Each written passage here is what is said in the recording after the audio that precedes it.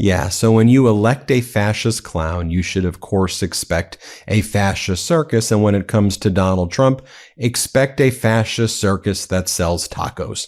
Trump always chickens out. So last night you had White House aides desperately working overtime trying to persuade Donald Trump, please temper your criticism of Elon Musk. Let's try to broker a peace with Musk. Donald, you love doing deals. Why don't we make a deal with Elon Musk? We can't have him attacking you. He knows where the bodies are buried. He does. Elon Musk is saying that Donald Trump's name appears all throughout the Epstein files, and that's why Donald Trump is covering up the release of the Epstein files. Elon Musk called for Donald Trump to be impeached. Elon Musk says that without Musk, Donald Trump would not have won the 2024 election and would barely have a majority in the Senate. You know, Politico apparently had a phone call with Donald Trump last night and said, you know, Elon Musk basically called you a pedo. He said you should be impeached. He basically said that you are destroying the United States of America. What's your response, Donald? And what do you think Mr. Taco said? He said, oh, it's okay. It's okay. It's going very well. I think it's going very, very well. We've never been better. That's what Donald Trump was saying. What a loser. Trump always chickens out.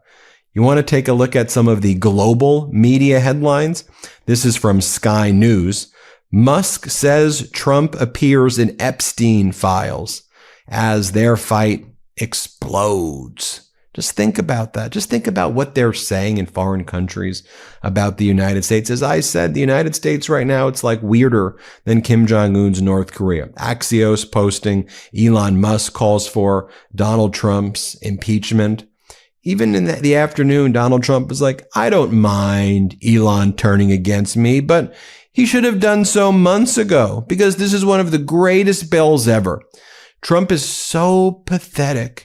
He's so needy. He needs to get this budget bill passed because there's this big, beautiful budget, which, by the way, is going to destroy the United States of America.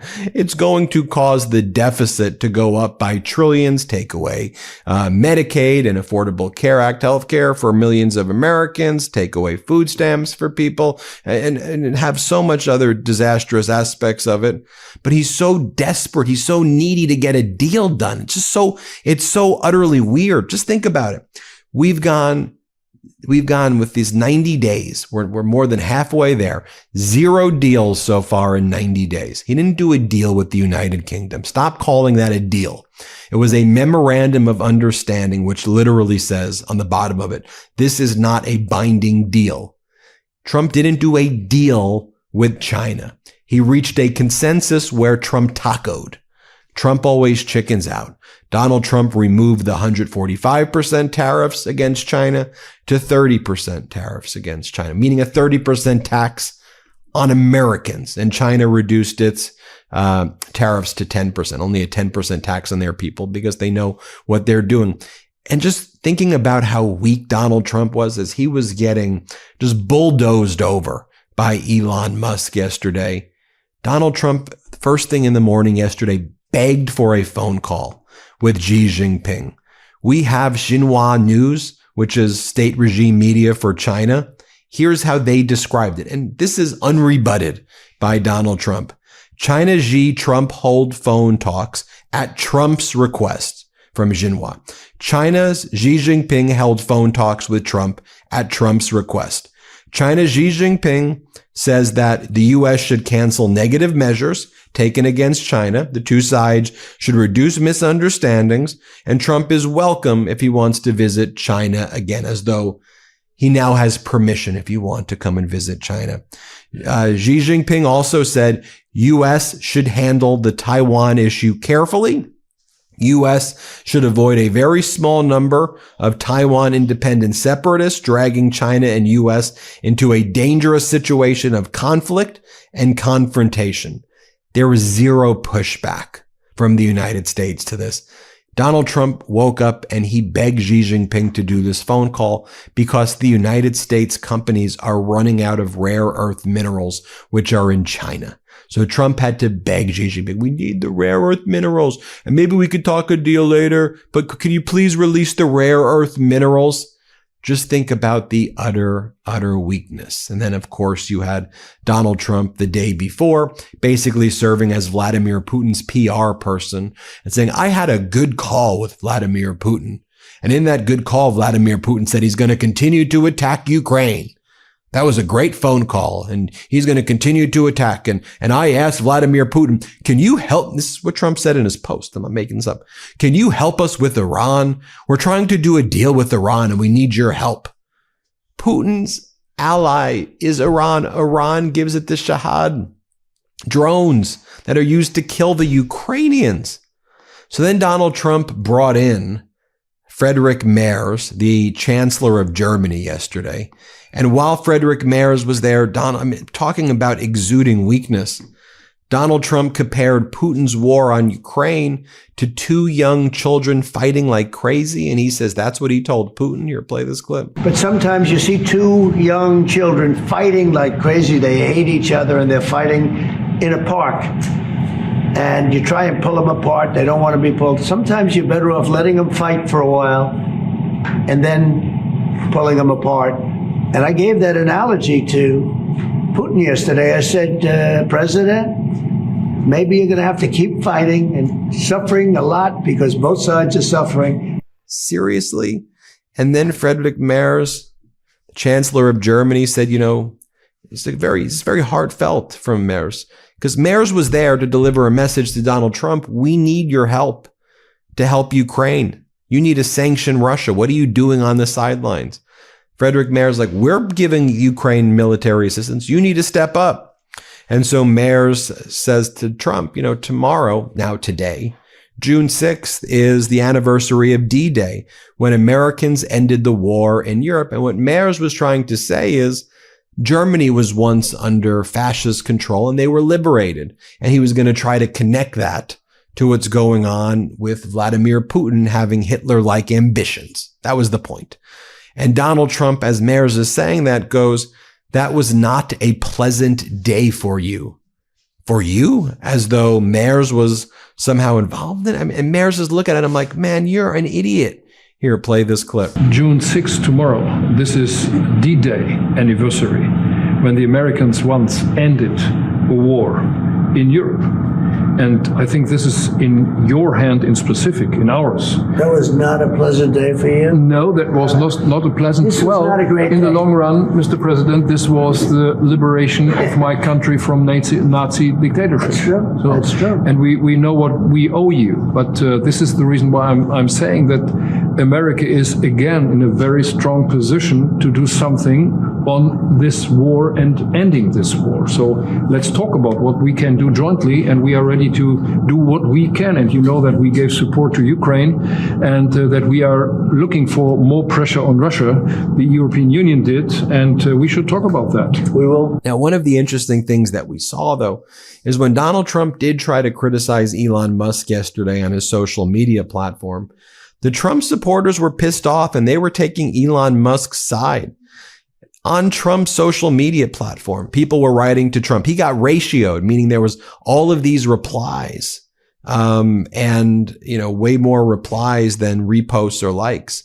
And the replies were all like this: why are you picking a fight with one of your best allies? So stupid, Donald. Please don't display your differences on social media. Oh man, don't jump all over Elon. What is wrong with you, Donald? Please stop. You are making a terrible mistake. Are you kidding me, Donald? This man has been through enough to help America. Why are you trying to punish him? So that may be one of the reasons why the Trump advisors are like, you got to chill with Elon. We got to go and make a deal. But doesn't this Elon ordeal also just further highlight, again, Trump the taco, Trump always chickens out? If you go at him, I mean this, if you go at this guy, he's a coward. The whole world knows that. He's not smart. He's just bloviating bluster with the stupid hands. The world knows he's a dummy. He's an incredible fraudster, maybe one of the best con artists and fraudsters in history ever. But he's not smart. And he's not tough at all. At all. So then you have, I just want to give you some data, Let's just talk raw data, right? Then you have Barron's. 75% of companies have already raised prices in response to tariffs. Fed survey finds. Barron's. Companies are already passing along most tariff price increases to shoppers. New York Times. Electricity prices are surging. The GOP mega bill could push them higher. Walmart and Target workers are sharing pics of price increases amid Trump's trade war. We all know the prices are going up.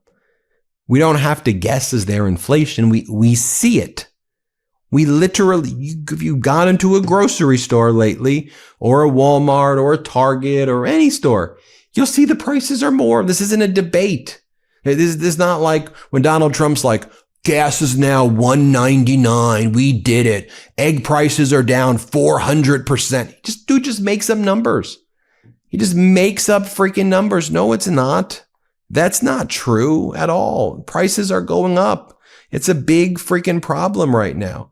And by the way, as Carl Quintanilla points out, we got 2 months of pre-tariff pull forward in auto sales, but now we just saw the biggest monthly decline in 5 years. And now we're in that territory where the impact of the tariff starts to be felt. And one of Elon Musk's posts yesterday is these tariffs will cause a recession, a potentially great recession. That's for sure. That's for sure. I want to leave you all with this one more time, because I just think this is important that you all understand and see it and hear these people so you see what's going on. Here's MAGA Republican Senator Langford. And he goes, look, I don't know why all these people are worried that their Medicaid is going to be cut. He goes, at the end of this day, yeah, you'll lose your Medicaid, but this is just going to force people to go get a job. And then when you get a job, your company will take care of your health care. So yeah, we're going to take Medicaid from you, but go work with the company and then you'll get health care there. You do realize, Langford, that a lot of companies don't offer health care. Like you do understand that. You understand that it's not that easy of just saying, oh, I'm going to do that.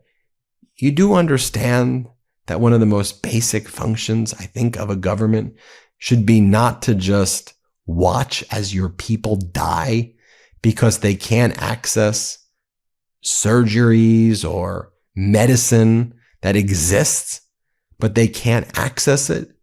Here's MAGA Republican Senator Langford from Oklahoma. Play this clip. People are screaming and saying, hey, it's kicking people off Medicaid. It's not kicking people off Medicaid. It's transitioning from Medicaid to employer-provided health care. So yes, we've got 10 million people that are not going to be on Medicaid, but they then are going to be on employer-provided health care. We think that's a better option for the taxpayer and, quite frankly, for their families as well. And so we're still arguing through all those different pieces, trying to get as much as we can done. But as I say, this is a step that we're going to continue to chip away. We're not going to deal with a $2 trillion overspending all in one moment. We're going to have to chip away at this to be able to get the votes, to be able to do it a piece at a time. So there you have it, folks. Let me know what you think. I'll keep you posted every step of the way. Hit subscribe. Let's get to 5 million subscribers. Love this video? Continue the conversation by following us on Instagram @MeidasTouch and help us blow past 1 million followers.